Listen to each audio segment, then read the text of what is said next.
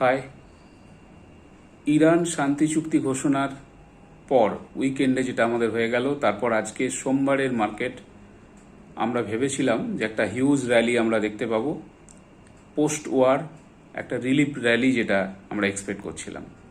আজকে আমরা একটা র্যালি দেখেও ছিলাম যে নিফটি 24,000 ক্রস করেছিল, কিন্তু সেটা অতটা র্যালি সাস্টেন্ড হয়নি। পরবর্তী ক্ষেত্রে মার্কেট আর একটু ড্র্যাগ করে নিচে ক্লোজ হয়েছে। নিফটি 1%-এর নিচে আমরা মাত্র গ্রোথ দেখতে পেয়েছি, যেটা অনেকটা বলা যেতে পারে যে ইরান যুদ্ধের মতো একটা বড় ইভেন্ট, সেটা থেমে যাওয়ার পর যে মার্কেট আমরা তার নেক্সট ডে যে র্যালি দেখার কথা ছিল সেটা কিন্তু আশানুরূপ নয়। অন্যদিকে কেন বলছি আশানুরূপ নয়, এই মুহূর্তে যখন ভিডিওটা তৈরি করছি রাতের দিকে, তো 15 তারিখ রাতের দিকের ভিডিও, রাত এখন 11টার মতো টাইম। এই সময় আমরা দেখতে পাচ্ছি আমেরিকান মার্কেটে ন্যাসড্যাক 3% গ্রো করেছে, এবং আজকে সেম ডে র্যালির কথা বলছি, এবং S&P 500 কিন্তু 2%-এর কাছাকাছি র্যালি করেছে।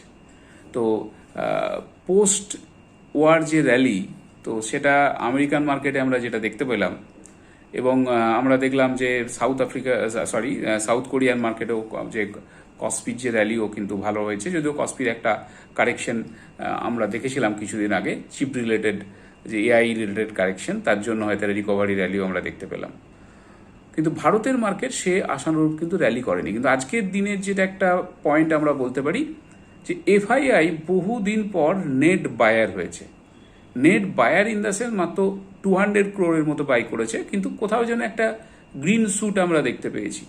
আমরা দেখতে পেয়েছি একটা সবুজ সিগন্যাল যে এফআইআই বাই করেছে। তবে এটা কতটা স্থায়ী হবে সেটা বোঝা যাবে আগামী আরও 2-1টা সেশন দেখে। বিশেষত আজকে আমেরিকান মার্কেটে যখন একটা হিউজ র্যালি আমরা দেখতে পেলাম, তো আগামীকাল আমাদের এখানে এফআইআই আবার বায়ার হয়ে ফিরে আসবে কি না, না আবার বিক্রি করবে, সেটা নিয়ে একটু আমাদের সন্দেহ থেকেই যাচ্ছে।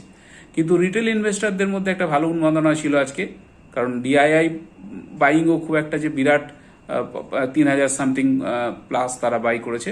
তো ওভারঅল আমরা দেখলাম যে ইরান যুদ্ধের পর ইন্ডিয়ান মার্কেট মোটামুটি একটা পজিটিভ র্যালি দিয়েছে, কিন্তু কতটা র্যালি হবে এই ইরান যুদ্ধের পোস্ট, মানে আমি বলতে পারি যে ওয়ার র্যালি, সেটা আমরা আরও 2-3 দিনে হয়তো বুঝতে পারবো। কারণ এই আজকের দিনের এই পুরো মাত্রার যে একটা র্যালি আমরা দেখতে পেলাম না, এক্সপেক্ট করা গেছিল 2-3% হয়তো নিফটি বা অন্যান্য সেক্টরাল ইন্ডেক্সগুলো র্যালি করবে।